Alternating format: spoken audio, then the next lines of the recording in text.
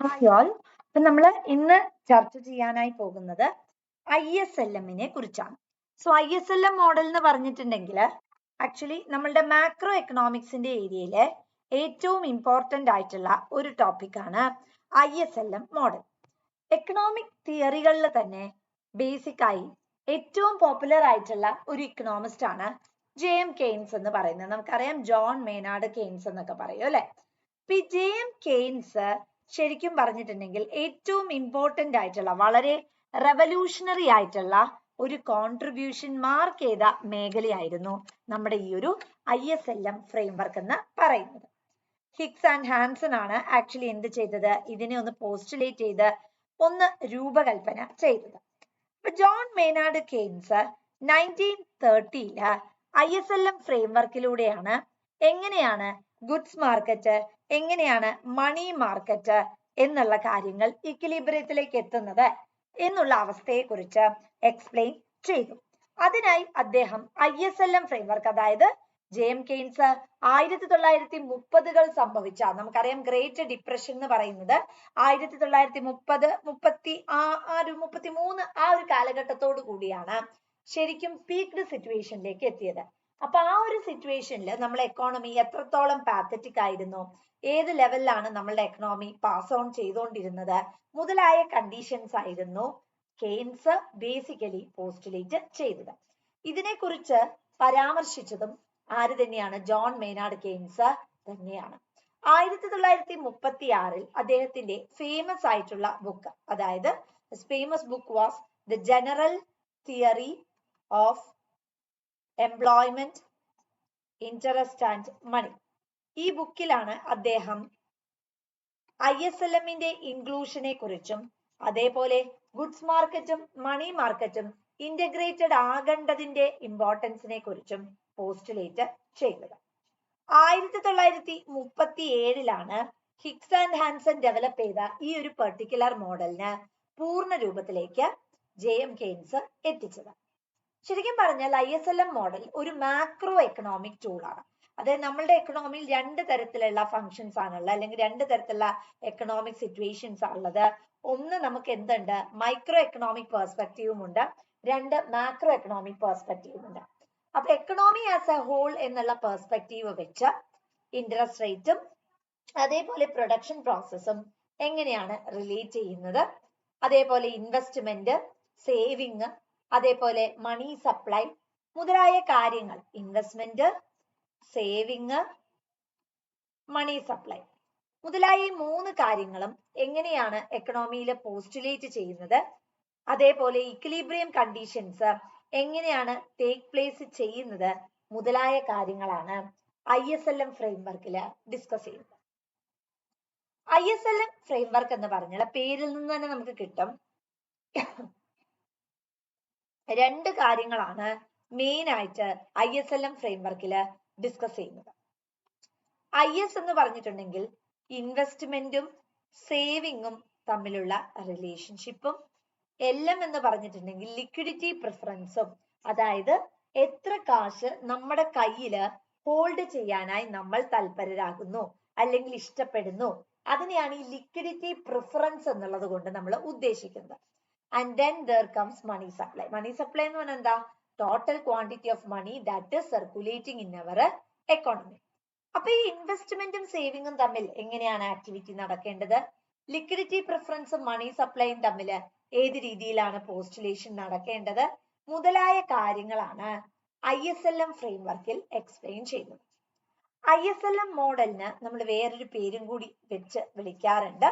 അതിന് നമ്മൾ basically Higgs Hanson model എന്നും പോസ്റ്റുലേറ്റ് ചെയ്യാറുണ്ട്. നമ്മുടെ എക്കണോമിയിൽ വരുന്ന കോംപ്ലക്സ് സെറ്റ് ഓഫ് ആക്ടിവിറ്റീസ് വളരെ കൃത്യമായി, വളരെ ബ്രിസ്കായി, what is happening in our economy, how well is it's establishment, what are the problems faced in the economy, എങ്ങനെ നമുക്ക് ഫിസിക്കൽ പോളിസി, മോണിറ്ററി പോളിസി ഉപയോഗിച്ച് ആ പ്രശ്നങ്ങൾക്ക് പരിഹാരം കണ്ടെത്താനായി സാധിക്കും മുതലായ കാര്യങ്ങളാണ് ബേസിക്കലി ISLM മോഡലിൽ ഡിസ്കസ് ചെയ്യുന്നത്. ISLM മോഡൽ നമ്മൾ പറഞ്ഞ പോലെ തന്നെ 4 കാര്യങ്ങളാണ്. അതിൽ ബേസിക് ആയിട്ട് ഡിസ്കസ് ചെയ്യുന്ന ദ വെരി ഫസ്റ്റ് വൺ എന്ന് പറയുന്നത് മോണിറ്ററി പോളിസിയാണ്. നമുക്കറിയാം we have monetary policy, we have physical policy. So monetary policy എന്ന് പറഞ്ഞിട്ടുണ്ടെങ്കിൽ സെൻട്രൽ ബാങ്ക് ആണ് ബേസിക്കലി എന്ത് അത്തയർ ചെയ്യുന്നത്, ഈ ഒരു മോണിറ്ററി പോളിസി ഡോക്യുമെന്റ് എന്ന് പറയുന്നത് അത്തയർ ചെയ്യുന്നത്. നമ്മുടെ എക്കോണമി ആസ് എ ഹോൾ എടുക്കുന്ന സമയത്ത് നമുക്കൊരു മാക്രോ എക്കണോമിക് പെർസ്പെക്റ്റീവ് വളരെ ഇമ്പോർട്ടന്റ് ആണ് അല്ലെ. നമ്മുടെ രാജ്യത്ത് മണി സപ്ലൈ വരാം, അതേപോലെ ഇൻട്രസ്റ്റ് റേറ്റ് ഫ്ലക്ച്വേഷൻസും വരാം. അപ്പൊ ഇൻഫ്ലേഷൻ വരികയാണ്, അല്ലെങ്കിൽ നമ്മുടെ എക്കോണമിയിൽ ഡിഫ്ലേഷണറി കണ്ടീഷൻ വരികയാണ്. നമുക്ക് അതിനനുസരിച്ചിട്ട് പലതരത്തിൽ എന്ത് ചെയ്തേ പറ്റുള്ളൂ, പോളിസീസ് രൂപീകരിച്ചേ പറ്റുള്ളൂ. ഇപ്പൊ ഇൻഫ്ലേഷണറി സിറ്റുവേഷൻ വരികയാണെങ്കിൽ ഓപ്പൺ മാർക്കറ്റ് ഓപ്പറേഷനിലേക്ക് പോകണം. അതായത് എന്ത് ചെയ്യുക, സെക്യൂരിറ്റീസ് ഗവൺമെന്റ് ഇഷ്യൂ ചെയ്യുന്ന സമയത്ത് ആൾക്കാർ എന്ത് ചെയ്യും, സെക്യൂരിറ്റീസ് പർച്ചേസ് ചെയ്യും. ഇൻ റിട്ടേൺ നമ്മൾ അവർക്ക് എന്ത് കൊടുത്താൽ മതി, അതായത് ഗവൺമെന്റിന് കാശ് ഫ്ലോ ചെയ്യും, ആൾക്കാർക്ക് സെക്യൂരിറ്റീസും കിട്ടും. സോ ഇറ്റ്സ് ഗുഡ് എന്ന് നമുക്ക് പോസ്റ്റുലേറ്റ് ചെയ്യാൻ പറ്റൂ അല്ലെ. കാരണം എന്താ, ആൾക്കാരുടെ കയ്യിലുള്ള ക്യാഷ് മൊത്തം ഗവൺമെന്റിലേക്ക് എത്തിക്കഴിഞ്ഞു. So there is no problem which is normally adhering to that particular level of concept. Deflation ആണെങ്കിലോ ഗവൺമെന്റ് സെക്യൂരിറ്റീസ് ബൈബാക്ക് ചെയ്യും. അപ്പൊ ജനങ്ങളുടെ കയ്യില് ക്യാഷ് ഇൻവെസ്റ്റിലേക്ക് വരികയാണ് ചെയ്യുന്നത്. സോ ഇങ്ങനെയാണ് മണി സപ്ലൈ മെക്കാനിസം അല്ലെങ്കിൽ മോണിറ്ററി പോളിസി എന്ന് പറയുന്നത് വളരെ ഇഫക്റ്റീവ് ആയിട്ട് വർക്ക് ചെയ്യുന്നത്. നമുക്ക് ഏറ്റവും ഇമ്പോർട്ടന്റ് ആയിട്ടുള്ള കാര്യം എന്താ, മോണിറ്ററി പോളിസി സ്റ്റെബിലിറ്റി തന്നെയാണ് അല്ലെ. ഒരു രാജ്യത്ത് ഒരുപാട് ഇൻഫ്ലേഷൻ ഉണ്ട്, ഒരുപാട് ഡിഫ്ലേഷണറി സിറ്റുവേഷൻ വരുന്നു എന്ന് പറഞ്ഞാൽ that would create serious levels of imperfection. അപ്പൊ നമുക്ക് എപ്പോഴും ആവശ്യം എന്താ വെച്ചാൽ വളരെ പ്രൊട്ടക്റ്റഡ് ആയിട്ടുള്ള അല്ലെങ്കിൽ വളരെ കൺസേൺഡ് ആയിട്ടുള്ള ഒരു മെക്കാനിസം ആണ്. അതിന് നമ്മളെ ഏറ്റവും കൂടുതൽ സഹായിക്കുന്നത് മോണിറ്ററി പോളിസി തന്നെയാണ്. Then there comes physical policy. Physical policy എന്ന് പറഞ്ഞിട്ടുണ്ടെങ്കിൽ ബേസിക്കലി എന്താണ്, നമ്മുടെ taxation and expenditure policy. Government ഒരിക്കലും എന്ത് ചെയ്യാൻ പാടില്ല, ഹൈ ആയിട്ട് ടാക്സ് ഇൻകർ ചെയ്യാൻ പാടില്ല. കാരണം ടാക്സ് എന്ന് പറഞ്ഞാൽ തന്നെ നമുക്കറിയാം ഇറ്റ് ഇസ് ക്വിഡ് പ്രൊക്യോ ആണ് അല്ലെ. ക്വിഡ് പ്രൊക്യോ പ്രിൻസിപ്പിളിന്റെ ബേസിസിലാണ് ടാക്സ് സിസ്റ്റംസ് പെർഫോം ചെയ്യുന്നത്. അതായത് ടാക്സ് സിസ്റ്റം എന്ന് പറയുമ്പോൾ it is made without any reciprocal or without any expectations. നമുക്ക് ഒന്നും കിട്ടുന്ന വിചാരിച്ചിട്ടല്ല നമ്മൾ ടാക്സ് പേയ്മെന്റ് നടത്തുന്നത്. The same process applies there too. അപ്പൊ അവിടെ വരുന്ന എന്താണ്, നമുക്ക് എക്സ്പെൻഡിച്ചർ ആക്ടിവിറ്റീസ് വരാം, ടാക്സേഷൻ സ്ട്രക്ചർ വരാം. ഇതിനെല്ലാം റീഇൻഫോഴ്സ് ചെയ്യുക, സ്റ്റെബിലൈസ് ചെയ്യുക എന്ന് പറയുന്നത് it is very important. Next comes liquidity preference. Liquidity preference എന്ന് പറഞ്ഞിട്ടുണ്ടെങ്കിൽ എന്താ, ആൾക്കാർ അത് നിങ്ങൾ പഠിച്ചിട്ടുണ്ടാവും കെയ്ൻസിലെ ലിക്വിഡിറ്റി പ്രിഫറൻസ് തിയറി. അതായത് people prefer to hold more amount in their hands rather than making investment.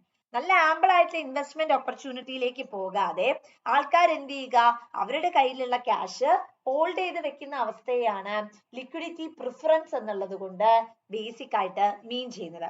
അപ്പൊ ഈ ലിക്വിഡിറ്റി പ്രിഫറൻസ് വരുന്ന സമയത്ത് ആൾക്കാർ കയ്യിൽ ക്യാഷ് വെക്കുന്നു, ഇൻവെസ്റ്റ്മെന്റ് ഓപ്പർച്യൂണിറ്റീസിലേക്ക് പോണില്ല. അപ്പൊ നമ്മുടെ എക്കണോമീനെ നമുക്കൊന്ന് റീസ്ട്രക്ചർ ചെയ്യേണ്ട ആവശ്യമുണ്ട്. കാരണം എല്ലാവരും കയ്യിൽ ക്യാഷ് വെച്ചോണ്ടിരുന്ന ദാറ്റ് വോണ്ട് മീൻ എനിത്തിങ് അല്ലെ. നമുക്ക് ശരിക്കും എന്താ, നമ്മുടെ എക്കോണമിയിൽ സർക്കുലർ ഫ്ലോ ഓഫ് മണി എന്ന് പറയുന്നത് വളരെ ഇമ്പോർട്ടന്റ് ആയിട്ടുള്ള കാര്യമാണ്. മണി ഫോർമേഷൻസ് അല്ലെങ്കിൽ വെലോസിറ്റി ഓഫ് സർക്കുലേഷനിലൂടെയാണ് നമ്മുടെ എക്കണോമിയിൽ എന്ത് ക്രിയേറ്റഡ് ആകുന്നത്, മണി സപ്ലൈ എന്ന് പറയുന്നത് ക്രിയേറ്റഡ് ആകുന്നത്. സോ ആരും അതിന് ഇൻട്രസ്റ്റഡ് അല്ല, എല്ലാവരും കയ്യിൽ വെറുതെ ക്യാഷ് വെച്ചേക്കുവാണെങ്കിൽ that would also create serious levels of imperfections.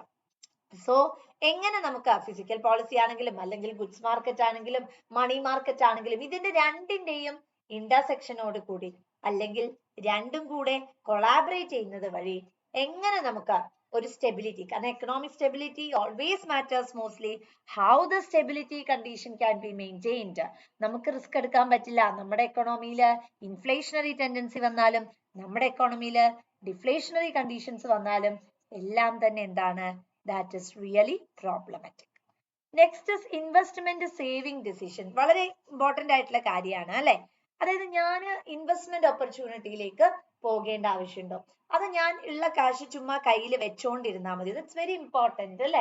നമ്മളെ കയ്യിൽ കാശ് വെച്ചോണ്ടിരുന്നിട്ടുണ്ടെങ്കിൽ ഇറ്റ് ഡസന്റ് മീൻ എനിത്തിങ്. നമുക്ക് എന്ത് ചെയ്യണം, ആ നമ്മുടെ കയ്യിലുള്ള ക്യാഷ് ആമ്പിൾ ആയിട്ടുള്ള ഇൻവെസ്റ്റ്മെന്റ് ചാനൽസിലേക്ക് പോകണം. എങ്കിൽ മാത്രമേ എന്ത് ചെയ്യാൻ പറ്റുള്ളൂ, നമുക്ക് ഡെവലപ്പ് ചെയ്യാനായിട്ട് പ്രാക്ടിക്കലി നടക്കുള്ളൂ. ഇല്ലെങ്കിൽ എന്തേ സംഭവിക്കുള്ളൂ, ഒരു രീതിയിലും നമുക്ക് ഡെവലപ്പ് ചെയ്യാനായിട്ട് സാധിക്കില്ല. നമുക്ക് ഫണ്ട് ചാനലൈസ് ചെയ്യാനായിട്ടുള്ള ഒരു ഓപ്ഷനും അവിടെ അവൈലബിൾ അല്ല. അപ്പൊ ബേസിക്കലി 4 കാര്യങ്ങളാണ് ഏറ്റവും ഇമ്പോർട്ടന്റ് ആയിട്ടുള്ളത്.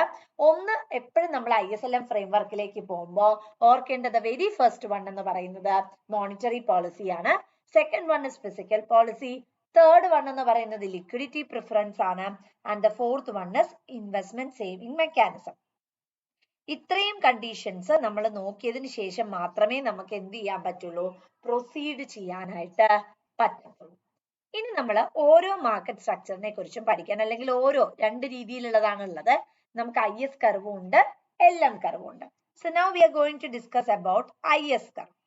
IS കർവ് എന്ന് പറഞ്ഞാൽ it outlines a correlation between the real interest rate and output level. അതായത് നമുക്കിപ്പം എക്കണോമിക് സ്ട്രക്ചറിലേക്ക് നമ്മൾ പോവുകയാണെങ്കിൽ നമ്മൾ മുമ്പേ പറഞ്ഞു, അതായത് ഗുഡ്സ് മാർക്കറ്റ് ഒക്കെ ആയിട്ട് റിലേറ്റ് ചെയ്ത് വരുന്ന കോൺസെപ്റ്റ്, അല്ലെങ്കിൽ ഗുഡ്സ് മാർക്കറ്റുമായിട്ട് നെറ്റ്വർക്ക്ഡ് ആയി വരുന്ന കോൺസെപ്റ്റ്സിനെ നമുക്ക് എന്തായിട്ട് പറയാം, IS കർവ് എന്ന് പറയാം. അപ്പൊ ഈ ISLM എന്ന് പറഞ്ഞാൽ തന്നെ അതാണ് ബേസിക്കലി ഉദ്ദേശിക്കുന്നത്.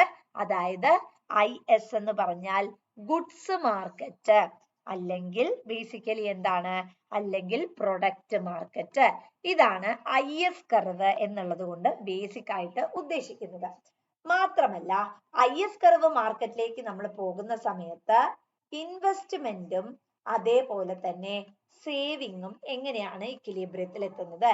നമ്മളുടെ കയ്യിലുള്ള ക്യാഷ് വെറുതെ കയ്യിൽ വെക്കുകയാണ്, or are we going for the investment tendency എന്നുള്ളതാണ് എപ്പോഴും നമ്മൾ എവിടെ നൊട്ടേറ്റ് ചെയ്യുന്ന കാര്യം എന്ന് പറയുന്നത് IS മാർക്കറ്റില് പറയുന്നത്. ഇനി ഈ നമ്മൾ കെയ്ൻസിന്റെ പെർവ്യൂ ഉണ്ടായിരുന്നു ഈ IS ആൻഡ് LM മാർക്കറ്റിനെ പറ്റിയിട്ട്.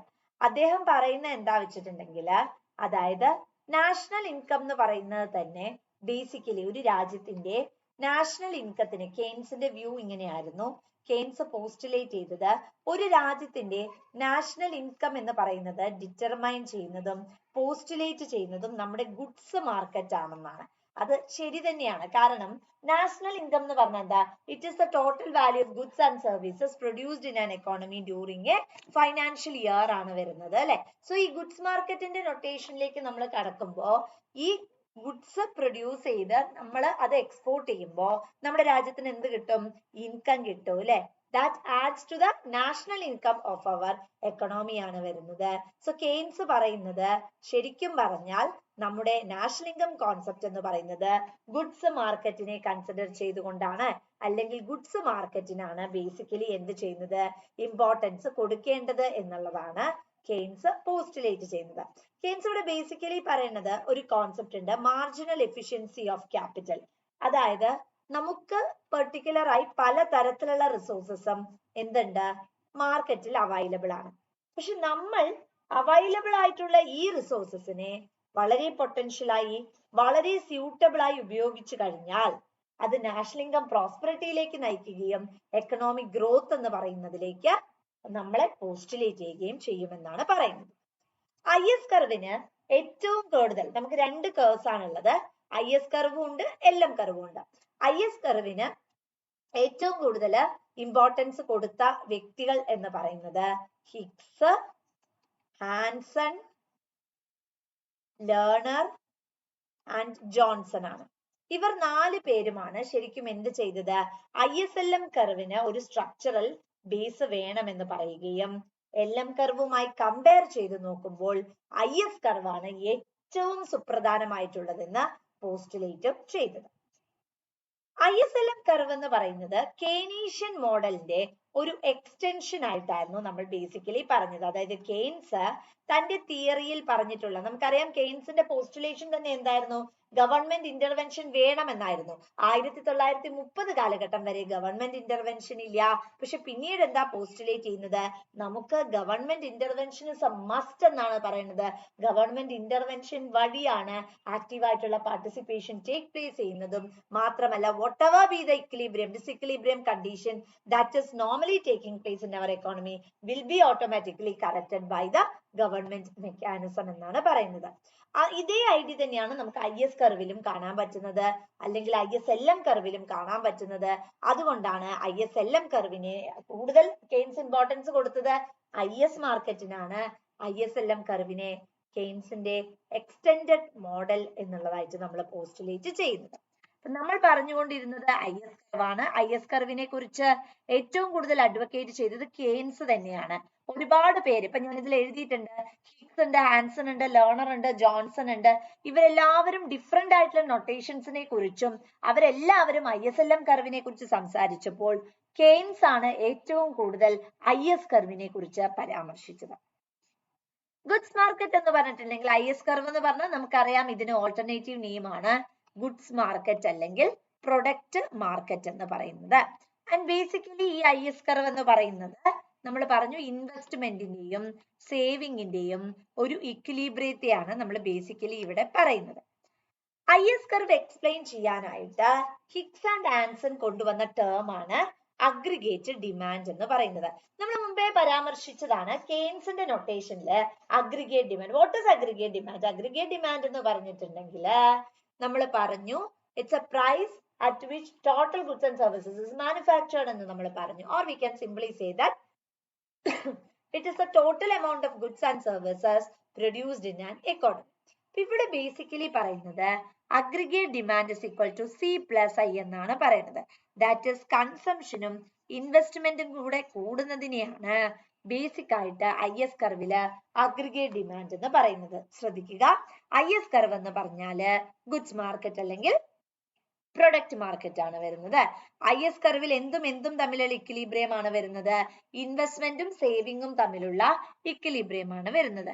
ISLM കർവില് ഏറ്റവും കൂടുതൽ പരാമർശിച്ച IS കർവില് അഗ്രിഗേറ്റ് ഡിമാൻഡ് എങ്ങനെയാ കണ്ടുപിടിക്കുന്നത്? അഗ്രിഗേറ്റ് ഡിമാൻഡ് എന്ന് പറഞ്ഞാൽ കൺസംഷൻ പ്ലസ് ഇൻവെസ്റ്റ്മെന്റ് ആണ് അഗ്രിഗേറ്റ് ഡിമാൻഡ് ഡിറ്റർമൈൻ ചെയ്യുന്നതായിട്ട് കെയ്ൻസും ഹിഗ്സും ഹാൻസണും എല്ലാവരും എന്ത് ചെയ്യുന്നത്? പോസസ് ചെയ്യുന്നത്. കാരണം കൺസംഷൻ ആവശ്യക്കാരുണ്ടെങ്കിലേ പ്രൊഡക്ട്സ് പ്രൊഡ്യൂസ് ചെയ്തിട്ട് കാര്യമുള്ളൂ. നല്ല രീതിയിൽ ഇൻവെസ്റ്റ്മെന്റ് നടത്തിയാലേ നമുക്ക് കമോഡിറ്റി മാർക്കറ്റിലേക്ക് എൻറ്റർ ചെയ്യാൻ പറ്റുള്ളൂ. So all those things are very very important. ഇനി നമ്മൾ നോക്കുകയാണെങ്കിൽ ഇവിടെ ബേസിക്കലി പറയുന്നത് കെയ്ൻസ് പറയുന്നത് നമ്മുടെ ഇൻവെസ്റ്റ്മെന്റ് എന്ന് പറയുന്നത് it's an important function of rate of interest ആണെന്ന്. ശരിയല്ലേ? റേറ്റ് ഓഫ് ഇൻട്രസ്റ്റ് നല്ല രീതിയിൽ, സപ്പോസ് ബാങ്ക് നല്ല രീതിയിൽ നമുക്ക് റേറ്റ് ഓഫ് ഇൻട്രസ്റ്റ് പോസ്റ്റുലേറ്റ് ചെയ്യുകയാണെങ്കിൽ ഓട്ടോമാറ്റിക്കലി നമുക്ക് എന്തിനുള്ള ടെൻഡൻസി കാണും? ബാങ്കിൽ പോയിട്ട് ഫണ്ട് റേസ് ചെയ്യാനുള്ള ഒരു ടെൻഡൻസി കാണൂല്ലേ? അത് മറ്റൊന്നും കൊണ്ടല്ല, കാരണം നമുക്ക് അതിന്റെ അകത്ത് നിന്ന് നല്ല റിട്ടേൺസ്, നല്ല ഇൻട്രസ്റ്റ് റേറ്റ് കിട്ടുന്നുണ്ട്. സോ നോർമലി എന്ത് ചെയ്യും? ബാങ്കിൽ കൊണ്ടുപോയി നിക്ഷേപിക്കും. ഓൺ ദ അതർ ഹാൻഡ് ആണെങ്കിൽ നമ്മൾ ഔട്ട്സൈഡ് സോഴ്സസിൽ, ഔട്ട്സൈഡ് ആയിട്ടുള്ള ഇൻവെസ്റ്റ്മെന്റ് സ്ട്രാറ്റജീസിൽ കൊണ്ടുപോയിട്ട് നമ്മൾ ഇൻവെസ്റ്റ്മെന്റ് നടത്തും. സോ ബേസിക്കലി ഇവിടെ വരുന്നത് ഇൻട്രസ്റ്റ് റേറ്റ് കുറഞ്ഞാല് നമ്മൾ എന്താ ചെയ്യുന്നത്? When the rate of interest falls level of investment increases. So അതെങ്ങനെയാ അങ്ങനെ നമ്മൾ പറയുന്നത്? ഇൻട്രസ്റ്റ് റേറ്റ് കുറയുന്ന സമയത്ത് ഇൻവെസ്റ്റ്മെന്റ് കൂടും. ശരിയല്ലേ? അതായത് ബാങ്കില് നമ്മൾ കൊണ്ടുപോയി പൈസ നിക്ഷേപിക്കാൻ വേണ്ടി മനസ്സിൽ ഉറപ്പിച്ചു, നമ്മുടെ കയ്യിൽ കുറച്ച് കാശ് ഉണ്ട്, ഈ ക്യാഷ് നമ്മൾ എന്ത് ചെയ്തു? ബാങ്കിൽ കൊണ്ടുപോയിട്ട് ഇൻവെസ്റ്റ്മെന്റ് നടത്താം എന്ന് പറഞ്ഞിട്ട് തീരുമാനിച്ചു. പക്ഷെ എന്ത് സംഭവിച്ചു വെച്ചാൽ ബാങ്കുകാര് നമുക്ക് കുറച്ച് ഇൻട്രസ്റ്റ് റേറ്റ് മാത്രമാണ് ഓഫർ ചെയ്യുന്നതെന്ന് വിചാരിക്കാം. So automatically what happens is that നമ്മൾ ഒരിക്കലും ആ ബാങ്ക് കൊണ്ടുപോയിട്ട് എന്ത് ചെയ്യില്ല? ഇൻവെസ്റ്റ്മെന്റ് ഓപ്ഷൻസിലേക്ക് പോവില്ല. മറിച്ച് പുറമെ നമുക്ക് വേരിയസ് സോർട്സ് ഓഫ് സെക്യൂരിറ്റീസ് ഉണ്ട്, ഷെയർസ് ഉണ്ട്, ഇക്വിറ്റി ഡീലിംഗ്സ് ഉണ്ട്.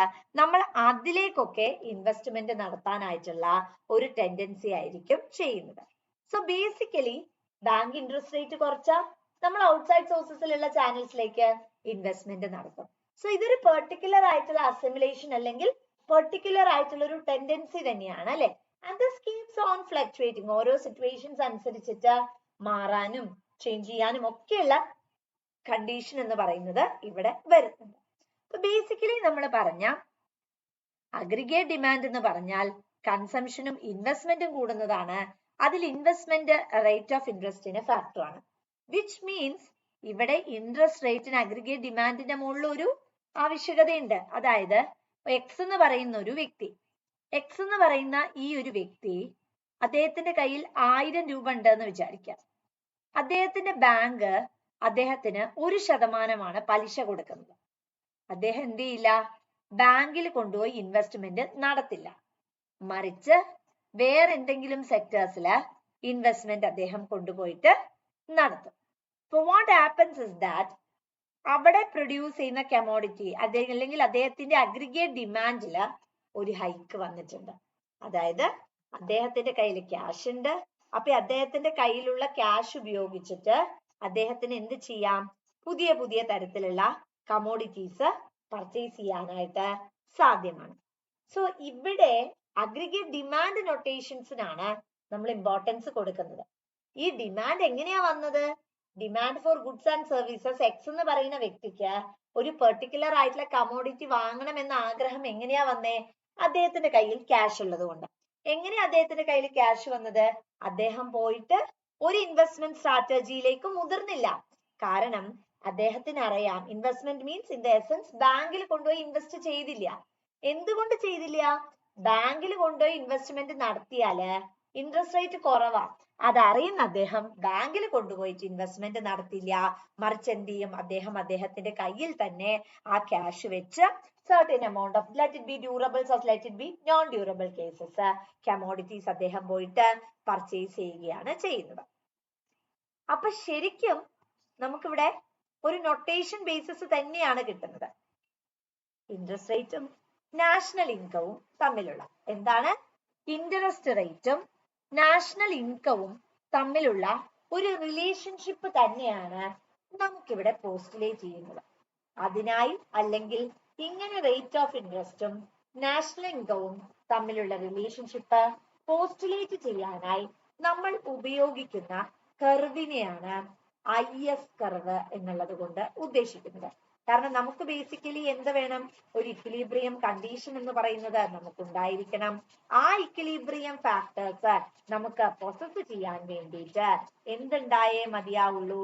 ഇവിടെ നമുക്ക് കൃത്യമായിട്ടുള്ള രീതിയിലുള്ള ടാബുലേഷൻ നടത്തണം. ആ ടാബുലേഷനിലൂടെ മാത്രമേ നമുക്ക് എന്ത് ചെയ്യാൻ പറ്റുള്ളൂ? ഡെവലപ്പ് ചെയ്യാനായിട്ട് സാധിക്കുകയുള്ളൂ. ഇല്ലെങ്കിൽ നമുക്ക് എന്ത് ചെയ്യാൻ പറ്റില്ല? യാതൊരു രീതിയിലുള്ള കോൺട്രിബ്യൂഷൻസിലേക്കോ അല്ലെങ്കിൽ എന്തെങ്കിലും ഒരു സിറ്റുവേഷണൽ ബേസിസിലേക്കോ നമുക്ക് പോകാനായിട്ട് സാധിക്കും. ഇനി നമ്മൾ ബേസിക്കലി IS കർവിന്റെ ഡിറൈവേഷനിലേക്ക് പോവുകയാണെങ്കിൽ നമുക്ക് ഇങ്ങനെയാണ് റെപ്രസെന്റ് ചെയ്യാനായിട്ട് സാധിക്കുന്നത്. ഇവിടെ നമുക്ക് ഇൻവെസ്റ്റ്മെന്റ് കർവ് ഉണ്ട്, നമുക്ക് ഇവിടെ റേറ്റ് ഓഫ് ഇൻട്രസ്റ്റ് ഉണ്ട്, and here comes planned investment. നമ്മൾ നോക്കുകയാണെങ്കിൽ ഇതാണ് നമ്മുടെ എന്ത്? റേറ്റ് ഓഫ് ഇൻട്രസ്റ്റും ഇൻവെസ്റ്റ്മെന്റ് ലെവലും. ഇത് നമ്മുടെ റേറ്റ് ഓഫ് ഇൻട്രസ്റ്റ്. അടുത്ത് നമ്മളെ റേറ്റ് ഓഫ് ഇൻട്രസ്റ്റ് കുറഞ്ഞു, R1 ആയി. അപ്പൊ ഇൻവെസ്റ്റ്മെന്റ് I1 ആയി. ഇനി വീണ്ടും നമ്മുടെ റേറ്റ് ഓഫ് ഇൻട്രസ്റ്റ് എന്ന് പറയുന്നത് R2 ആയി. അപ്പൊ നമുക്ക് ഇവിടെ I2 ആയി. നോക്കിക്കേ, ഇവിടെ നമുക്ക് കാണാൻ പറ്റുന്നത് ആദ്യം R0 ആയിരുന്നു റേറ്റ് ഓഫ് ഇൻട്രസ്റ്റ്. അപ്പൊ നമ്മുടെ ഇൻവെസ്റ്റ്മെന്റ് I0 ആയിരുന്നു. ഇൻട്രസ്റ്റ് റേറ്റ് കുറഞ്ഞു, അതായത് ബാങ്കുകാര് നൽകുന്ന ഇൻട്രസ്റ്റ് റേറ്റ് കുറഞ്ഞു. ഓട്ടോമാറ്റിക്കലി എന്ത് സംഭവിച്ചു? ഇൻവെസ്റ്റ്മെന്റ് കൂടി. അതായത് ഇൻവെസ്റ്റ്മെന്റ് എന്ന് പറഞ്ഞാൽ ബാങ്കിൽ കൊടുക്കുന്ന ഇൻവെസ്റ്റ്മെന്റ് അല്ല ഉദ്ദേശിക്കുന്നത്. വേറെ പല സെക്ടേഴ്സിലും നമ്മൾ ഇൻവെസ്റ്റ് ചെയ്യുന്ന എമൗണ്ട് അല്ലെങ്കിൽ വേറെ പല മേഖലകളിലും നമ്മൾ ഇൻവെസ്റ്റ് ചെയ്യുന്ന ടെൻഡൻസി എന്ന് പറയുന്നത് മൊബിലൈസ്ഡ് ആയി. വീണ്ടും നമുക്ക് കണ്ടാൽ മനസ്സിലാകും റേറ്റ് ഓഫ് ഇൻട്രസ്റ്റ് വീണ്ടും കുറഞ്ഞു. But what happened is that നമ്മുടെ ഇൻവെസ്റ്റ്മെന്റ് ടെൻഡൻസി വീണ്ടും കൂടി. ഈ പോയിന്റ്സിനെ എല്ലാം നമ്മൾ ജോയിൻ ചെയ്താൽ നമുക്ക് കിട്ടുന്നതാണ് നമ്മുടെ ഇൻവെസ്റ്റ്മെന്റ് കർവ് എന്ന് പറയുന്നത് അല്ലെങ്കിൽ ലൈൻ എന്ന് പറയുന്നത്. സോ ബേസിക്കലി ഇവിടെ ഈ ഒരു റിലേഷൻഷിപ്പ് ഉപയോഗിച്ച് അല്ലെങ്കിൽ ഈ ഒരു ടാബുലേഷൻ ഉപയോഗിച്ചിട്ട് നമ്മൾ എന്ത് ചെയ്യാണ് ചെയ്യുന്നത്? ഒരു ഇക്വിലിബ്രിയം ഫാക്ടർ അല്ലെങ്കിൽ ഇക്വിലിബ്രിയം നൊട്ടേഷൻ കണ്ടുപിടിക്കാനായി ശ്രമിക്കുകയാണ്. അപ്പൊ ഇവിടെ ഈ ഒരു പാനൽ എയില് അല്ലെങ്കിൽ ആദ്യത്തെ ആ ഒരു ഡയഗ്രമാറ്റിക് പ്രസന്റേഷനില് അവരെന്താ കാണിക്കുന്നത്?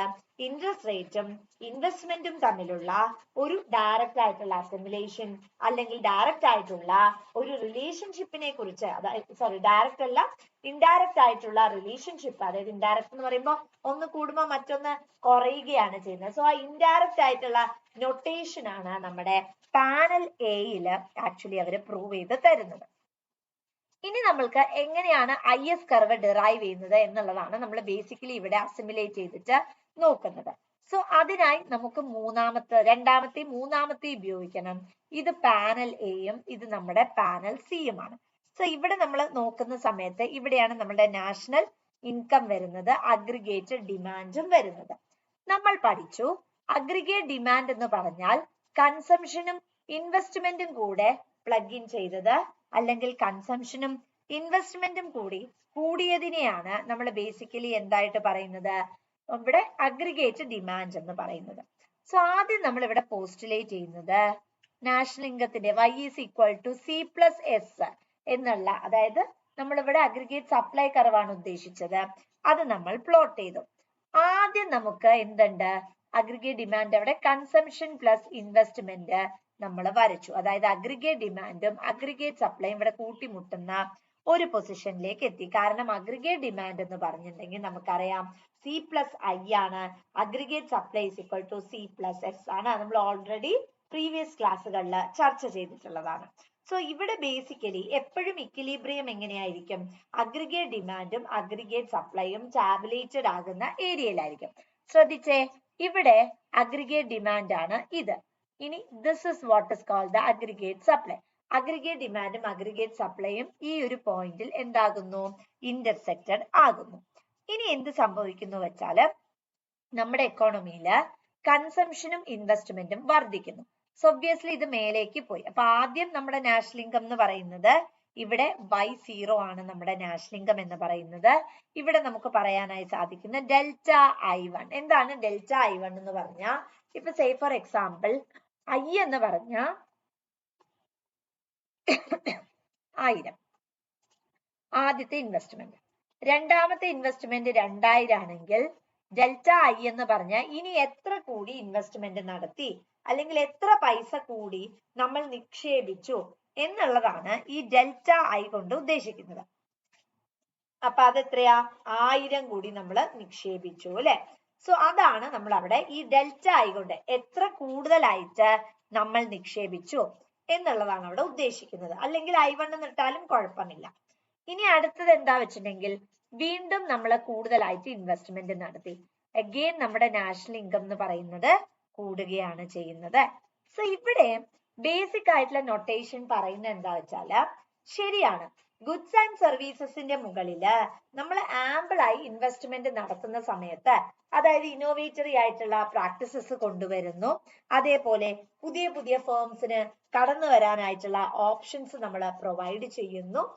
അങ്ങനെയൊക്കെ വരുന്ന സമയത്ത് നമ്മുടെ GDP ആണെങ്കിലും എല്ലാം തന്നെ നമ്മുടെ രാജ്യത്ത് വികസിക്കുകയാണ് ചെയ്യുന്നത്. തന്മൂലം നാഷണൽ ഇൻകത്തിനും എന്ത് സംഭവിക്കും, പ്രോസ്പെറിറ്റി വരും. കാരണം ഗുഡ്സ് ആൻഡ് സർവീസസ് കൂടുതൽ പ്രൊഡ്യൂസ് ചെയ്യുന്ന സമയത്ത് നമ്മുടെ എക്കോണമി കുറച്ചുകൂടെ ഡെവലപ്ഡ് ആവുകയും ഓപ്പൺ അപ്പ് ആവുകയും ട്രേഡിംഗ് പ്രാക്ടീസസ് സ്ട്രക്ചറൈസ് ചെയ്യാനും നാഷണൽ ഇൻകം ജനറേറ്റ് ചെയ്യാനും ഇത് നമ്മളെ സഹായിക്കുന്നു. ഇനി നമ്മൾ ഇതിങ്ങനെ താഴത്തോട്ട് വരയ്ക്കുക. നമുക്ക് എന്തിനാ വെച്ചാൽ ഇതിൽ നിന്നാണ് നമ്മൾ ഈ IS കർവ് ഡെറൈവ് ചെയ്യുന്നത്. ഇവിടെ നമുക്ക് നാഷണൽ ഇൻകം ഉണ്ട്, ഇവിടെ നമുക്ക് റേറ്റ് ഓഫ് ഇൻട്രസ്റ്റ് ഉണ്ട്. So it's very simple. കാരണം എന്താ വെച്ചാൽ ബാങ്കില് റേറ്റ് ഓഫ് ഇൻട്രസ്റ്റ് ഇത്രയും വരികയാണെങ്കിൽ നാഷണൽ ഇൻകം ഇത്രയും വരുള്ളൂ. കാരണം ആൾക്കാർ എന്ത് ചെയ്യും, ആൾക്കാർ ബാങ്കിൽ കൊണ്ടുപോയിട്ട് അവര് ക്യാഷ് എന്ത് ചെയ്യും, ഇൻവെസ്റ്റ്മെന്റ് നടത്തും. ആരും തന്നെ നമുക്ക് ഗുഡ്സ് ആൻഡ് സർവീസസിലേക്ക് കോൺട്രിബ്യൂട്ട് ചെയ്യില്ല. ഗുഡ്സ് ആൻഡ് സർവീസസ് പ്രൊഡ്യൂസ് ചെയ്യാൻ വേണ്ടിയിട്ട് ക്യാഷ് കോൺട്രിബ്യൂട്ട് ചെയ്താലേ നമുക്ക് എക്സ്പോർട്ട് ചെയ്യാൻ പറ്റുള്ളൂ. അപ്പൊ എക്സ്പോർട്ട് ചെയ്താൽ മാത്രമേ എന്ത് കിട്ടുള്ളൂ, നമുക്ക് നാഷണൽ ഇൻകം കിട്ടുള്ളൂ. Take it from me. ഇവിടെ റേറ്റ് ഓഫ് ഇൻട്രസ്റ്റ് R0 ആകുമ്പോൾ നാഷണൽ ഇൻകം ഇവിടെ Y0 ആണ്. നാഷണൽ ഇൻകം കുറവാണ്. കാരണം റേറ്റ് ഓഫ് ഇൻട്രസ്റ്റ് എന്ന് പറയുന്നത് ബാങ്ക് ആണ് തരുന്നത്. ഇപ്പൊ ബാങ്ക് നല്ല റേറ്റ് ഓഫ് ഇൻട്രസ്റ്റ് തന്നിട്ടുണ്ടെങ്കിൽ നമ്മൾ എന്ത് ചെയ്യില്ല, നമ്മൾ കയ്യിൽ കാശ് വെക്കില്ല, നമ്മൾ ബാങ്കിൽ കൊണ്ടുപോയിട്ട് ഇൻവെസ്റ്റ്മെന്റ് നടത്തും. നമ്മൾ കയ്യിൽ ക്യാഷ് വെച്ചാൽ മാത്രമേ ഗുഡ്സ് പർച്ചേസ് ചെയ്യാനും സർവീസ് പ്രൊവൈഡ് ചെയ്യാനും ഒക്കെ നമുക്ക് സാധ്യമുള്ളൂ. But what happens is that നമുക്ക് അത് ചെയ്യാനായിട്ട് പറ്റില്ല. അവിടെ ബേസിക് ആയിട്ട് എന്തേ സാധ്യമുള്ളൂ, നമുക്ക് ബാങ്കിൽ കൊണ്ടുപോയിട്ട് നിക്ഷേപിക്കാതെ കയ്യിൽ കാശ് വെക്കുന്നു. അപ്പം പ്രൊഡക്ഷൻ നടക്കുന്നു. പ്രൊഡക്ഷൻ നടക്കുമ്പോൾ നാഷണൽ ഇൻകം കൂടും. അപ്പം റേറ്റ് ഓഫ് ഇൻട്രസ്റ്റ് ബാങ്കുകാർ കുറച്ചാ എന്ത് സംഭവിക്കും, റേറ്റ് ഓഫ് ഇൻട്രസ്റ്റ് കുറച്ചാ നാഷണൽ ഇൻകം കൂടുക ചെയ്യാം Y1 ആയി. കാരണം ആൾക്കാര് കയ്യിൽ കാശ് വെക്കുന്നില്ല, ആൾക്കാർ കയ്യിൽ കാശ് വെക്കുന്നു, ബാങ്കിൽ കൊണ്ടുപോയി ഇൻവെസ്റ്റ്മെന്റ് നടത്തുന്നില്ല. ഓട്ടോമാറ്റിക്കലി വലിയ വലിയ സംരംഭങ്ങൾ വരുന്നു, കുറെ ടൈപ്പ് ഓഫ് കമ്മോഡിറ്റീസ് മാർക്കറ്റിൽ പ്രൊഡ്യൂസ് ചെയ്യുന്നു. So automatically what happens is that നമ്മുടെ എക്കോണമി ഒന്നുകൂടെ ഫ്ലറിഷ്ഡ് ആവുകയാണ് ചെയ്യുന്നത്. അങ്ങനെ റേറ്റ് ഓഫ് ഇൻട്രസ്റ്റ് കുറയ്ക്കുന്നു, നാഷണൽ ഇൻകം എന്ന് പറയുന്നത് വർദ്ധിക്കുന്ന ഒരു ലെവലാണ് നമുക്ക് കാണാനായിട്ട് സാധിക്കുന്നത്. അങ്ങനെ ഈ പോയിന്റിനെ നമ്മൾ ജോയിൻ ചെയ്താൽ നമുക്ക് കിട്ടുന്നതാണ് IS കർവ് എന്ന് പറയുന്നത്. ഓർക്കുക, നമുക്ക് 3 നൊട്ടേഷൻ ആയിട്ടാണ് ഈ കർവിനെ പറയുന്നത്. ആദ്യത്തത് പ്ലാൻഡ് ഇൻവെസ്റ്റ്മെന്റും റേറ്റ് ഓഫ് ഇൻട്രസ്റ്റും തമ്മിലുള്ള വ്യത്യാസം അല്ലെങ്കിൽ റിലേഷൻ. റേറ്റ് ഓഫ് ഇൻട്രസ്റ്റ് ബാങ്കുകാർ തരുന്ന, ബേസിക്കലി IS കർവ് എന്ന് പറയുമ്പോൾ റേറ്റ് ഓഫ് ഇൻട്രസ്റ്റും നാഷണൽ ഇൻകവും തമ്മിലുള്ള ബന്ധം എങ്ങനെയാണെന്നാണ്. ചുരുക്കി പറഞ്ഞാൽ ഇത്ര മാത്രമേ ഉള്ളൂ. ഒരു പെർട്ടിക്കുലർ ബാങ്ക് ഉണ്ട്. ഈ ബാങ്ക് റേറ്റ് ഓഫ് ഇൻട്രസ്റ്റ് കുറച്ചാണ് തരുന്നതെന്ന് വെച്ചിട്ടുണ്ടെങ്കിൽ ആൾക്കാർ എന്ത് ചെയ്യും? കയ്യില് ക്യാഷ് കൂടുതലായിട്ട് വെക്കും. അതായത് അവര് ബാങ്ക് കൊണ്ടുപോയി നിക്ഷേപിക്കില്ല. ബാങ്കിൽ കൊണ്ടുപോയി നിക്ഷേപിക്കുന്ന സമയത്ത് ഒരുപാട് ടൈംസിലുള്ള ഒരുപാട് എന്താ പറയാ ഒരുപാട് ടേംസ് ആൻഡ് കണ്ടീഷൻസ് ഉണ്ട് അല്ലെ. ഇപ്പൊ especially when you are going for fixed deposits, അവിടെ നമുക്ക് റെഗുലേഷൻസ് ഉണ്ട്, റെസ്ട്രിക്ഷൻസ് ഉണ്ട്, ഇത്രേ പാടുള്ളൂ എന്നൊക്കെ പറഞ്ഞിട്ട്. അതേപോലെ തന്നെ നമുക്ക് പിൻവലിക്കാൻ പാടില്ല, അങ്ങനെയൊക്കെ പറഞ്ഞിട്ട് ഒരുപാട് തരത്തിലുള്ള റെസ്ട്രിക്ഷൻസും റെഗുലേഷൻസും അവിടെ നമുക്ക് കാണാനായിട്ട് സാധിക്കും. നേരെ മറിച്ച് നമ്മൾ കയ്യിൽ ക്യാഷ് വെച്ചാൽ അവിടെ പ്രശ്നമില്ല. ശരിക്കും പറഞ്ഞാൽ ഇവിടെ ആൾക്കാർ എന്ത് പ്രിഫറൻസ് ആണ് പൊസസ് ചെയ്യുന്നത്?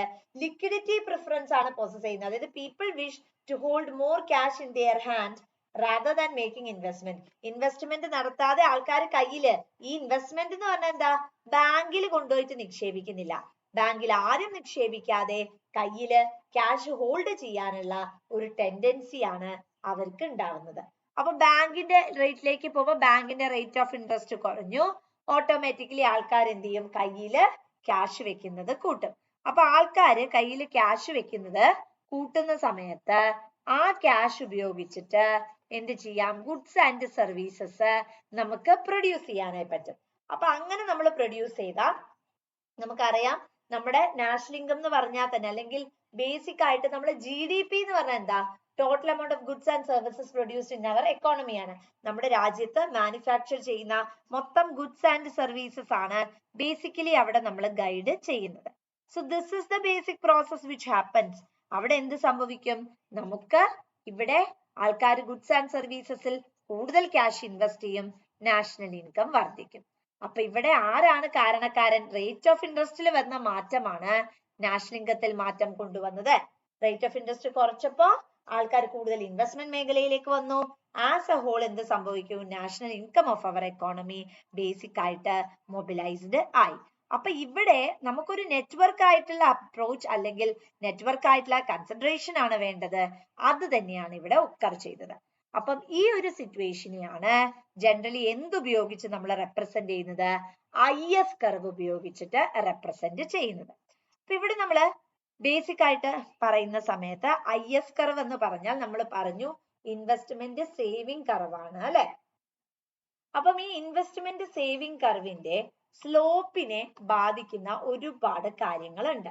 സ്ലോപ്പിനെ ബാധിക്കുന്ന ഒന്നാണ് ഇലാസ്റ്റിസിറ്റി എന്ന് പറയുന്നത്. അതായത് ഇൻവെസ്റ്റ്മെന്റിന് ഭയങ്കര അധികം എന്താ elasticity?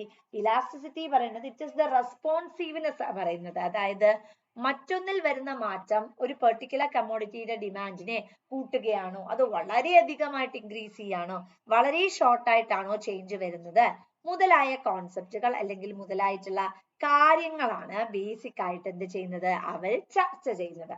The next one is multiplier ആണ്. മൾട്ടിപ്ലയറിന്റെ കോൺസെപ്റ്റിലേക്ക് വരുമ്പോൾ എക്സ്പെഷ്യലി നമ്മൾ ഈ മൾട്ടിപ്ലയറിന്റെ കേസ് ഒക്കെ പറയുന്നത് ബാങ്കിങ് സെക്ടേഴ്സുമായിട്ട് റിലേറ്റ് ചെയ്തിട്ടാണ് അല്ലെ. അതായത് ക്രിയേഷൻ ഓഫ് മണി ഒക്കെ ആയിട്ട് റിലേറ്റ് ചെയ്തിട്ടാണ് നമുക്ക് പറയാനായിട്ട് സാധിക്കുന്നത്. സോ മൾട്ടിപ്ലയറിന്റെ എസൻസും അതേപോലെ തന്നെ ഇലാസ്റ്റിസിറ്റിയുടെ നൊട്ടേഷനും നോക്കിയിട്ടാണ് IS കർവ് എങ്ങോട്ടാണ്, റൈറ്റ് വേർഡിലേക്കാണോ അത് അല്ലെങ്കിൽ കൂടുതൽ സ്ലോപ്ഡ് ആയി കിടക്കുന്നത്, ലെഫ്റ്റ് വേർഡ് പൊസിഷൻസിലേക്കാണോ വരുന്നത് എന്നുള്ള കാര്യങ്ങളെ കുറിച്ച് നമ്മൾ വളരെ ക്രിസ്റ്റൽ ക്ലിയർ ആയിട്ട് എന്ത് ചെയ്യുന്നത്? എക്സ്പ്ലെയിൻ ചെയ്യുന്നത്. ഇനി IS കർവിന്റെ ഷിഫ്റ്റിലേക്ക് നമ്മൾ കടക്കുകയാണെങ്കിൽ വളരെ നോട്ടബിൾ ആയിട്ടുള്ള ടെൻഡൻസി ഓഫ് ചേഞ്ച് തന്നെയാണ് നമുക്ക് IS കർവിൽ കാണാനായി സാധിക്കുന്നത്. IS കർവിന് റൈറ്റ് വേർഡ് ഷിഫ്റ്റ് പൊസിഷൻസും ഉണ്ട്, അതേപോലെ തന്നെ നമ്മുടെ IS കർവിന് ലെഫ്റ്റ് വേർഡ് ഷിഫ്റ്റ് പൊസിഷൻസും, രണ്ട് രീതിയിലും നമുക്ക് ഇതിന്റെ ഷിഫ്റ്റിംഗ് ടെൻഡൻസി കാണാനായി സാധിക്കും. സോ ഇവിടെ നമുക്ക് ബേസിക്കലി ഉള്ളത് റേറ്റ് ഓഫ് ഇൻട്രസ്റ്റും ഇവിടെ നമുക്ക് കാണാനായി സാധിക്കുന്നത് ഇൻകവുമാണ്. സോ നമ്മൾ ഇത് കാണുന്ന സമയത്ത് ഇതിനെയാണ് നമ്മൾ IS കർവ് എന്ന് പറയുന്നത്. And this is your LM curve. So നമ്മൾ ഇത് പ്ലോട്ട് ചെയ്യുമ്പോൾ ഇനീഷ്യലി ഇതാണ് നിങ്ങളുടെ ഇൻകം ആൻഡ് ഇതാണ് നിങ്ങളുടെ റേറ്റ് ഓഫ് ഇൻട്രസ്റ്റ് എന്ന് പറയുന്നത്. IS കർവില് റൈറ്റ് വേർഡിലേക്ക് ഷിഫ്റ്റ് ചെയ്യുന്നു, അതായത് ഇങ്ങോട്ടേക്ക് ഷിഫ്റ്റ് ചെയ്യുന്നു. അപ്പൊ ഇത് ഷിഫ്റ്റ് ചെയ്യണമെങ്കിൽ ഒരുപാട് തരത്തിലുള്ള കാരണങ്ങളുണ്ട്. ഒന്ന് എന്താ വെച്ചാല് ഇൻവെസ്റ്റ്മെന്റ് കൂടി, അതായത് ആൾക്കാര് കയ്യിൽ ക്യാഷ് വെക്കുന്നത് കുറച്ചിട്ട് നല്ല ആമ്പിൾ ആയിട്ട് എന്ത് ചെയ്യാണ്, ഇൻവെസ്റ്റ്മെന്റ് ഓപ്പർച്യൂണിറ്റീസ് അണ്ടർടേക്ക് ചെയ്യാണ്. അടുത്ത രണ്ടാമത്തെ സിറ്റുവേഷൻ എന്താ വെച്ചാ കൺസംഷൻ വർദ്ധിച്ചു. അപ്പൊ കൺസംഷൻ വർദ്ധിച്ചാലേ, കൺസംഷൻ എന്ന് പറയുമ്പോ എന്താ, കൂടുതലായിട്ട് പ്രൊഡക്ഷൻ നടത്തണം അല്ലെ, അതായത് ഗുഡ്സ് ആൻഡ് സർവീസസ് വാങ്ങാനായിട്ട് ഒരുപാട് പേര് നമ്മുടെ മാർക്കറ്റിൽ നിലനിൽക്കുന്നുണ്ട്. സോ ആസ് എ റിസൾട്ട് എന്ത് സംഭവിക്കും, കൺസംഷൻ കൂടിയാൽ ഓഫ് കോഴ്സ് IS കർവ് ഇങ്ങോട്ടേക്ക് ഷിഫ്റ്റ് ചെയ്യും. കാരണം നാഷണൽ ഇൻകവും കൂടുതലേ ചെയ്യാ. എങ്ങനെ, കൂടുതലായി ഗുഡ്സ് പ്രൊഡ്യൂസ് ചെയ്യുന്നു. അപ്പൊ വെൻ ഗുഡ്സ് പ്രൊഡ്യൂസ് ചെയ്യുന്ന സമയത്ത് നമ്മുടെ എക്കണോമിയിൽ അതൊരു പൊട്ടൻഷ്യൽ കണ്ടീഷൻ ആണ് പ്രോസസ് ചെയ്യുന്നത്. ഓട്ടോമാറ്റിക്കലി നമ്മുടെ കൺസംഷൻ ഫാക്ടറിലും എന്ത് സംഭവിക്കാം, ഒരു ഇൻക്രീസ് തന്നെയാണ് അവിടെയും ടേക്ക് പ്ലേസ് ചെയ്തിട്ടുള്ളത്. അടുത്ത എന്താ വെച്ചാൽ ഓട്ടോണോമസ് ഇൻക്രീസ് ഇൻ ഇൻവെസ്റ്റ്മെന്റ്, അതായത് ഓട്ടോണോമസ് ഇൻക്രീസ് ഇൻ ഇൻവെസ്റ്റ്മെന്റ്. എന്താ ഓട്ടോണോമസ് ഇൻക്രീസ് ഇൻ ഇൻവെസ്റ്റ്മെന്റ് എന്ന് പറഞ്ഞിട്ടുണ്ടെങ്കിൽ investment at zero levels of income, അതായത് നമ്മളുടെ ഇൻകം കൺസിഡറേഷൻസിനെ കുറിച്ചോ ഇൻകം ഫാക്ടേഴ്സ് ഒന്നും നമ്മൾ നോക്കുന്നില്ല. ചിലപ്പോൾ നമുക്ക് എന്താ വെച്ചിട്ടുണ്ടെങ്കിൽ നമുക്കറിയാം നാഷണൽ ഇൻകം എന്ന് പറയുന്നത് വർദ്ധിച്ചു വരുന്നുണ്ട്. സോ നാഷണൽ ഇൻകം വർദ്ധിക്കുക എന്ന് പറഞ്ഞിട്ടുണ്ടെങ്കിൽ അതൊരു രാജ്യത്തെ സംബന്ധിച്ചിടത്തോളം പോസിറ്റീവ് ആയിട്ടുള്ള ട്രെൻഡ് അല്ലെങ്കിൽ പോസിറ്റീവ് ആയിട്ടുള്ള ഒരു ടെൻഡൻസി തന്നെയാണ് റിസൾട്ട് ചെയ്യുന്നത് അല്ലെ. അപ്പൊ അങ്ങനെ ഒരു പോസിറ്റീവ് ആയിട്ടുള്ള കൺസിഡറേഷനിലേക്ക് പോകുമ്പോഴും നമുക്ക് എന്ത് കാണാൻ സാധിക്കും, നമ്മുടെ IS കർവ് എന്ന് പറയുന്നത് റൈറ്റ് വേർഡ് ടെൻഡൻസി അല്ലെങ്കിൽ റൈറ്റ് വേർഡിലേക്ക് മൂവ് ചെയ്യും. അപ്പൊ 3 കാരണങ്ങളാലാണ് നമ്മുടെ IS കർവ് ഷിഫ്റ്റ് ചെയ്യുന്നത്. ഒന്നാമത്തെ കാരണം ഇൻവെസ്റ്റ്മെന്റ് കൂടുന്നു, രണ്ടാമത്തെ നമ്മുടെ കൺസംഷന് ഇൻക്രീസിങ് ടെൻഡൻസി കാണിക്കുന്നു, മൂന്നാമത്തത് ഓട്ടോണോമസ് ഇൻവെസ്റ്റ്മെന്റിൽ എന്ത് കാണിക്കുന്നു, ഇൻക്രീസിങ് ആയിട്ടുള്ള ടെൻഡൻസീസ് പോസ്റ്റുലേറ്റ് ചെയ്യുന്നു. ഇനി ഇതേപോലെ തന്നെ അപ്പം ഇത് നമ്മുടെ ഇൻകം കൂടുക, കാരണം എന്താ ഇങ്ങോട്ടേക്ക് പൊസിഷൻ വരുമ്പോൾ നാഷണൽ ഇൻകം കൂടുന്നു, ഓൾമോസ്റ്റ് റേറ്റ് ഓഫ് ഇൻട്രസ്റ്റിലും ഒരു ചേഞ്ചസ് വരുന്നുണ്ട്. അതായത് സൈമൾട്ടേനിയസ് ആയിട്ടുള്ള മാറ്റം തന്നെയാണ് വരുന്നത്. റേറ്റ് ഓഫ് ഇൻട്രസ്റ്റ് കൂടിയാലും അത് നാഷണൽ ഇൻകത്തിനെ വലിയ ഗണ്യമായി ബാധിക്കില്ല. കാരണം എന്താ വെച്ചാൽ ഗുഡ്സ് ആൻഡ് സർവീസസ് നമ്മൾ അത്രത്തോളം ആവശ്യക്കാരുണ്ട് നമ്മളെ മാർക്കറ്റില് പർച്ചേസ് ചെയ്യാനായിട്ട്. സോ അത്രയും ആവശ്യക്കാരുള്ളത് കൊണ്ട് നമ്മൾ അത്രത്തോളം കമോഡിറ്റീസ് മാനുഫാക്ചർ ചെയ്യുകയും മാർക്കറ്റിൽ അതെന്ത് ചെയ്യുന്നു, ഡിസ്ട്രിബ്യൂട്ട് ചെയ്യുകയുമാണ് ചെയ്യുന്നത്. Which is A positive tendency അല്ലെ. നമ്മുടെ മാർക്കറ്റിൽ വളരെ കോൺട്രിബ്യൂട്ടറി ആയിട്ടുള്ള വളരെ പോസിറ്റീവ് ആയിട്ടുള്ള ഒരു ടെൻഡൻസിയിലേക്കാണ് അത് നമ്മൾ എന്ത് ചെയ്യുന്നത്, നയിക്കുന്നത്. Now next comes it shift leftwards. IS curve ഉണ്ട്. സോ ഇവിടെ നമുക്ക് ഇൻകം ഉണ്ട്, ഇവിടെ നമുക്ക് റേറ്റ് ഓഫ് ഇൻട്രസ്റ്റ് ഉണ്ട്. അപ്പൊ നമ്മൾ ഇവിടെ കാണുന്ന സമയത്ത് ഇതാണ് നമ്മുടെ LM കർവ് വരുന്നത്, നമ്മുടെ IS കർവ് വരുന്നത്. ഇനി ഇതിന്റെ ഓപ്പോസിറ്റ് വന്നു, അതായത് സേവിങ്സ് കൂടി എന്ന് വിചാരിക്കുക, കൺസംഷൻ കുറഞ്ഞു എന്ന് വിചാരിക്കുക, ഓട്ടോണോമസ് ഇൻവെസ്റ്റ്മെന്റ് കുറഞ്ഞു എന്ന് വിചാരിക്കുക. ഇങ്ങനെയൊക്കെ വരുന്ന സമയത്ത് this is your Y0 and this is your R0. അതിന് ബേസിക്കലി എന്താ, ബാക്ക്വേർഡിലേക്ക് ഷിഫ്റ്റ് ചെയ്യും, എല്ലാം കുറയും. നമ്മുടെ ഇൻകം ആണെങ്കിലും നമ്മുടെ റേറ്റ് ഓഫ് ഇൻട്രസ്റ്റ് ആണെങ്കിലും എല്ലാം കുറയുന്ന ടെൻഡൻസിയാണ് കാണിക്കുന്നത്. കാരണം എന്താ വെച്ചാൽ ആൾക്കാർ കൂടുതലായിട്ട് സേവ് ചെയ്യാന്ന് പറഞ്ഞിട്ടുണ്ടെങ്കിൽ എന്തിനും ഒരു പ്രോബ്ലമാറ്റിക് ആയിട്ടുള്ള അവസ്ഥ ഉണ്ട് അല്ലെ. അപ്പൊ ആൾക്കാർ കൂടുതലായിട്ട് ക്യാഷ് കയ്യിൽ വെക്കുക എന്ന് പറയുമ്പോ ഹോർഡിംഗ് തന്നെയാണ് സംഭവിക്കുന്നത്, അഥവാ ലിക്വിഡിറ്റി പ്രിഫറൻസ് തന്നെയാണ് സംഭവിക്കുന്നത്. So people wish to hold more cash in their hands ആണ് ഓട്ടോമാറ്റിക്കലി അത് നമ്മളുടെ എക്കോണമിയിലെ നാഷണൽ ഇൻകത്തെ ബാധിക്കും. അപ്പൊ നമ്മൾ ഇന്ന് ആദ്യം പഠിച്ചത് ISLM നൊട്ടേഷൻ ആണ്. ISLM നൊട്ടേഷനിലേക്ക് പോകുമ്പോൾ നമുക്കറിയാം IS എന്ന് പറഞ്ഞാൽ ഗുഡ്സ് മാർക്കറ്റ്, LM എന്ന് പറഞ്ഞിട്ടുണ്ടെങ്കിൽ മണി മാർക്കറ്റ് ആണ് വരുന്നത്. ISLM അപ്രോച്ചിനെ ഹിക്സ് ഹാൻസൺ അപ്രോച്ച് എന്നും പറയും. JR ഹിക്സ് ആണ് ഇതിനെ ഡെവലപ്പ് ചെയ്തത്, എക്സ്റ്റെൻഡ് ചെയ്തത് ഹാൻസൺ ആണ്. IS എന്ന് പറഞ്ഞിട്ടുണ്ടെങ്കിൽ നമ്മൾ പറഞ്ഞു, പിന്നീട് അതിനെ അഡ്വക്കേറ്റ് ചെയ്തത് JM കെയ്ൻസ് ആണ്. 1937 കൂടിയാണ് ഇതെന്തായത്, അത്രത്തോളം ഒരു പോപ്പുലർ ഫോമിലേക്ക് എത്തിയത്. ISLM വെർഷനിലാണെങ്കിൽ monetary policy, fiscal policy, liquidity preference, അതേപോലെ IS നൊട്ടേഷൻ ആണ് വരുന്നത്. IS എന്ന് പറഞ്ഞാൽ ഗുഡ്സ് മാർക്കറ്റുമായിട്ട് റിലേറ്റ് ചെയ്ത് വരുന്നതിനെയാണ് IS എന്ന് പറയുന്നത്. ഗുഡ്സ് മാർക്കറ്റ് ആകാം, അല്ലെങ്കിൽ പ്രൊഡക്റ്റ് മാർക്കറ്റ് ആകാം. ഇൻവെസ്റ്റ്മെന്റ് സേവിംഗ് ഡിസിഷൻസിനാണ് അവിടെ വേദി കൊടുക്കുന്നത്. കെയ്നീഷ്യൻ മോഡൽ ഇതിന്റെ ഒരു എക്സ്റ്റെൻഡഡ് ഫോം ആയിട്ട് നമുക്ക് പറയാം. ഇവിടെ കെയ്ൻസിന്റെ നാഷണൽ ഇൻകം കോൺസെപ്റ്റ്സ് ആണ് വരുന്നത്. MECയും വരും. ഹിക്സും ഹാൻസറും ലേണറും ജോൺസണുമാണ് ഇതിലെ നൊട്ടേറ്റ് ചെയ്തത്. അതിലെ ഹിക്സും ഹാൻസനും ISനെ സപ്പോർട്ട് ചെയ്തു. IS എന്ന് പറഞ്ഞിട്ടുണ്ടെങ്കിൽ ഗുഡ്സ് മാർക്കറ്റ്, പ്രൊഡക്റ്റ് മാർക്കറ്റ്, ഇൻവെസ്റ്റ്മെന്റും സേവിംഗും ഇക്വേറ്റഡ് ആകുന്ന മാർക്കറ്റ് ആയി പറയാം. Aggregate demand is equal to consumption plus investment. Keynes പറയുന്നത് investment is a function of rate of interest. Interest rate കുറഞ്ഞാൽ ഇൻവെസ്റ്റ്മെന്റ് മൊബിലൈസ് ചെയ്യുന്ന കണ്ടീഷൻസിലേക്ക് നമുക്ക് മൂവ് ചെയ്യാൻ പറ്റും. പിന്നെ നമ്മൾ പഠിച്ചത് ISന്റെ ഡിറ്റർമിനേഷൻ ആണ്. പിന്നെ സ്ലോപ്പിനെ ബാധിക്കുന്നത് അങ്ങനെ തന്നെ ചോദിക്കും. സ്ലോപ്പിനെ ബാധിക്കുന്ന രണ്ട് ഫാക്ടേഴ്സ് ഏതൊക്കെയാണെന്ന്. ISന്റെ സ്ലോപ്പിനെ ബാധിക്കുന്ന രണ്ട് ഫാക്ടേഴ്സ് ഇലാസ്റ്റിസിറ്റിയും മൾട്ടിപ്ലയറുമാണ്. അതേപോലെ ഷിഫ്റ്റിനെ ബാധിക്കുന്ന രണ്ട് കമ്പോണന്റ് റൈറ്റ് വേർഡ് ഷിഫ്റ്റും ഉണ്ട്, ലെഫ്റ്റ് വേർഡ് ഷിഫ്റ്റും ഉണ്ട്. റൈറ്റ് വേർഡ് ഷിഫ്റ്റ് ആവുമ്പോൾ ഇൻവെസ്റ്റ്മെന്റ് കൂടുന്നു, കൺസംഷൻ കൂടുന്നു, ഓട്ടോണോമസ് ഇൻവെസ്റ്റ്മെന്റ് മൊബിലൈസ്ഡ് ആകുന്നു. ലെഫ്റ്റ് വേർഡ് ആകുമ്പോൾ എന്താ, സേവിങ്സ് കൂടുന്നു, കൺസംഷൻ കുറയുന്നു. And on the same hand autonomous ഇൻവെസ്റ്റ്മെന്റിലും നമുക്ക് എന്ത് കാണാനായി പറ്റും, ഒരു റെഡ്യൂസിങ് ടെൻഡൻസി എന്ന് പറയുന്നത് നമുക്ക് മാർക്ക് ചെയ്യാനായിട്ട് സാധിക്കും. സോ ബേസിക്കലി നമ്മൾ പറയുമ്പം എല്ലാത്തിനും അതിൻ്റെതായിട്ടുള്ള ക്വൈറ്റ് ലെവൽസ് ഓഫ് ഇംപെർഫെക്ഷൻസ് എന്ന് പറയുന്നത് നമ്മളെ എക്സ്റ്റെൻഡ് ചെയ്യുന്നുണ്ട്. But what happens is that how much is it's impact എന്നുള്ളത് അവിടെ ഏറ്റവും ഇമ്പോർട്ടന്റ് ആയിട്ടുള്ള നൊട്ടേഷൻ ആണ്. അതിന്റെ ആ ഒരു ഇമ്പാക്ട് അല്ലെങ്കിൽ അതിന്റെ ആ ഒരു സ്ട്രക്ചർ എന്ന് പറയുന്നത് മാക്സിമം റെഗുലേറ്റ് ചെയ്യുക അല്ലെങ്കിൽ മാക്സിമം റെഡ്യൂസ് ചെയ്യുക എന്ന് പറയുന്നതാണ് അവിടെ വരുന്ന ദ മോസ്റ്റ് ഇമ്പോർട്ടന്റ് ആയിട്ടുള്ള കൺസേൺ അല്ലെങ്കിൽ മോസ്റ്റ് ഇമ്പോർട്ടന്റ് ആയിട്ടുള്ള സ്ട്രാറ്റജി എന്ന് പറയുന്നത്. ഇനി നമുക്ക് നോക്കാനുള്ളത് LM കർവാണ്. സോ LM കർവ് എന്ന് പറഞ്ഞാൽ തന്നെ നമുക്ക് അറിയാവുന്ന നൊട്ടേഷൻ ആണ്. അതായത് LM കർവ് എന്ന് പറഞ്ഞിട്ടുണ്ടെങ്കിൽ ബേസിക്കലി മണി മാർക്കറ്റുമായിട്ട് ഡീറ്റെയിൽ ഔട്ട് ചെയ്യുന്ന അല്ലെങ്കിൽ മണി മാർക്കറ്റുമായിട്ട് റിലേറ്റ് ചെയ്യുന്ന കോൺസെപ്റ്റിനെയാണ് നമ്മൾ ബേസിക്കലി എന്തായിട്ട് പറയുന്നത്, LM കർവ് എന്നുള്ളതായിട്ട് ബേസിക്കലി പറയുന്നത്. LM കർവിൽ നൊട്ടേറ്റ് ചെയ്യുന്നത് ഡിമാൻഡ് ഫോർ മണി എന്ന് പറയുന്നത്, അതായത് മണി കോൺസെപ്റ്റ് അല്ലെങ്കിൽ മണി പെർസ്പെക്റ്റീവിനെ നമ്മൾ ഒരു ഇൻകറൻസിലേക്ക് അല്ലെങ്കിൽ മണി നമ്മുടെ കയ്യിൽ വേണം, പൈസ നമ്മുടെ കയ്യിൽ വേണം എന്ന് നമ്മൾ നൊട്ടേറ്റ് ചെയ്യുന്നതിന് ബേസിക് ആയിട്ട് പലതരത്തിലുള്ള കാരണങ്ങളും ഉണ്ട്. അതിൽ നമ്മൾ പറയുന്ന കാരണങ്ങളാണ് ട്രാൻസാക്ഷൻ ഡിമാൻഡ് ഫോർ മണി. നമുക്ക് ഇടപാടുകളിലെ പലതരത്തില് പണ്ട് ബാർട്ടർ സിസ്റ്റം ആയിരുന്നു ഉണ്ടായിരുന്നത്. അപ്പൊ ഈ ബാർട്ടർ സിസ്റ്റം ഒക്കെ ഉണ്ടായിരുന്ന സമയത്ത് സീരിയസ് ലെവൽസ് ഓഫ് ഇംപെർഫെക്ഷൻസ് എന്ന് പറയുന്നത് നമ്മുടെ എക്കോണമിയിൽ നമുക്ക് കാണാനായിട്ട് സാധിക്കുമായിരുന്നു. പലതരത്തിലുള്ള ഇംപെർഫെക്ഷൻസും എന്തുണ്ടായിരുന്നു നമ്മുടെ എക്കണോമിക് സ്ട്രക്ചറിൽ ബേസിക്കലി എക്സിസ്റ്റ് ചെയ്തിട്ടുണ്ടായിരുന്നു. അപ്പൊ ആ പ്രശ്നങ്ങളെല്ലാം നമുക്ക് ഒരു പരിധി വരെയെങ്കിലും പരിഹാരം കാണാൻ മണി തന്നെയാണ് സഹായിച്ചത്. സോ ഓട്ടോമാറ്റിക്കലി നമ്മൾ അവിടെ നൊട്ടേറ്റ് ചെയ്യുന്നത് എന്താണ്, ട്രാൻസാക്ഷൻ ഡിമാൻഡ് ഫോർ മണി അല്ലെങ്കിൽ ട്രാൻസാക്ഷണൽ ആക്ടിവിറ്റീസിന് വേണ്ടിയിട്ട് നമ്മളെ ഏറ്റവും കൂടുതൽ ഹെൽപ്പ് ചെയ്യുന്നത് എന്ത് തന്നെയാണ്, മണിയാണ്.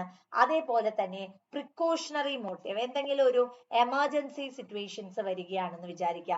അപ്പൊ അങ്ങനെ ഒരു എമർജൻസി കണ്ടീഷൻസ് വരണോ അല്ലെങ്കിൽ ഒരു എമർജൻസി സിറ്റുവേഷൻസ് വരികയാണെങ്കിൽ അവിടെ നമ്മളെ ഹെൽപ്പ് ചെയ്യുന്നത് എന്ത് തന്നെയാണ്, ബേസിക്കലി ഈ ഒരു നമ്മുടെ മണി കോൺസെപ്റ്റ് തന്നെയാണ്. അപ്പൊ ഇവിടെ ട്രാൻസാക്ഷൻ മോട്ടീവിന് വേണ്ടിയിട്ട് രണ്ട് പ്രിക്കോഷണറി കണ്ടീഷൻസിന് വേണ്ടിയിട്ടും നമ്മളെ എന്ത് തന്നെയാണ് ഹെൽപ്പ് ചെയ്യുന്നത്, മണി തന്നെയാണ് ബേസിക് ആയിട്ട് നമ്മളെ സഹായിക്കുന്നത് എന്നുള്ളതാണ് ബേസിക് ആയിട്ട് അവിടെ നൊട്ടേറ്റ് ചെയ്യുന്നത്. അടുത്തത് എന്താ വെച്ചിട്ടുണ്ടെങ്കിൽ സ്പെക്യുലേറ്റീവ് മോട്ടീവ്സ്. നമുക്ക് പലപ്പോഴും ഊഹ കച്ചവടത്തിലേക്ക് പോകാനായിട്ടുള്ള ടെൻഡൻസി കാണും അല്ലെ. അപ്പൊ അങ്ങനെ ഊഹ പോസിബിലിറ്റീസിലേക്കൊക്കെ നമ്മളെ പോകാനായിട്ട് നമ്മളെ ട്രാൻസാക്ഷൻസിലേക്ക് ഇൻകർ ചെയ്യാനായിട്ടും ഹെൽപ്പ് ചെയ്ത ഒന്ന് തന്നെയാണ് ഡിമാൻഡ് ഫോർ മണി എന്ന് പറയുന്നത്. അപ്പൊ 3 പെർസ്പെക്റ്റീവ് ഉണ്ട്. ഒന്ന്, ട്രാൻസാക്ഷൻ പർപ്പസിന് വേണ്ടി നമ്മൾ പൈസ ഹോൾഡ് ചെയ്യാറുണ്ട് അല്ലെങ്കിൽ LM കർവ് പ്രിഫർ ചെയ്യാറുണ്ട്. സെക്കൻഡ് വൺ ഇസ് പ്രിക്കോഷണറി മോട്ടീവ്സിന് വേണ്ടിയിട്ട് എമർജൻസി സിറ്റുവേഷൻസ് വരുമ്പോൾ ടാബുലേറ്റ് ചെയ്യാൻ വേണ്ടി നമ്മൾ ഉപയോഗിക്കാറുണ്ട്. And the third one speculative, ഊഹക്കച്ചവടം അല്ലെങ്കിൽ അങ്ങനത്തെ റിലേറ്റഡ് ആയിട്ടുള്ള കോൺസെപ്റ്റ്സ് വരുമ്പോഴും ഇത് നമ്മൾ ഹെൽപ്പ് ചെയ്യാറുണ്ട്.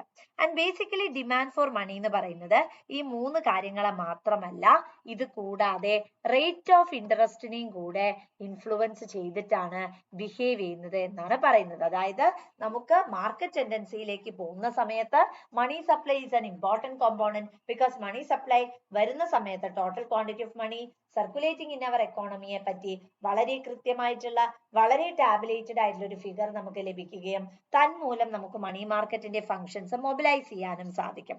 സോ ഡിമാൻഡ് ഫോർ മണി നൊട്ടേഷനിലേക്ക് പോകുമ്പോൾ transaction demand for money, precautionary, speculative demand for money എന്ന് പറയുന്നത് വളരെ വളരെ ഇമ്പോർട്ടന്റ് ആണ്.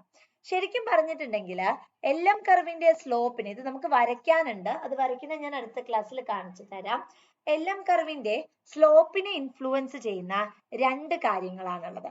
ഒന്ന് ലെവൽ ഓഫ് ഇൻകവും, 2 നമ്മുടെ ഇൻട്രസ്റ്റ് റേറ്റുമാണ്.